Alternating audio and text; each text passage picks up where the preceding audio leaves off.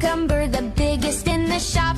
She ran into her bedroom and refused to let it drop. She said, I'm having lunch alone, I need my personal space, and locked the door with such a smile upon her pretty face. I asked if she needed a knife to cut the veggie skin. She shouted, no, the tasting time is ready to begin.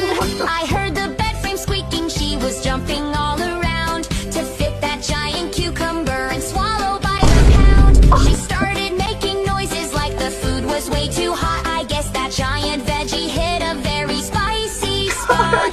She came outside all sweaty with her hair in a mess.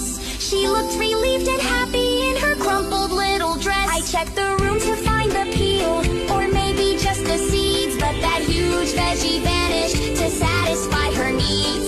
I guess she swallowed it whole without a single chew.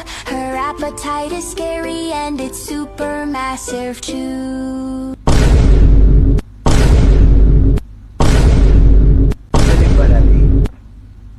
ምን ይባላል ይሄ? ምን ጥማት ነው ያለባት እሷ? የት ዋጣችሁ ነው ወይስ?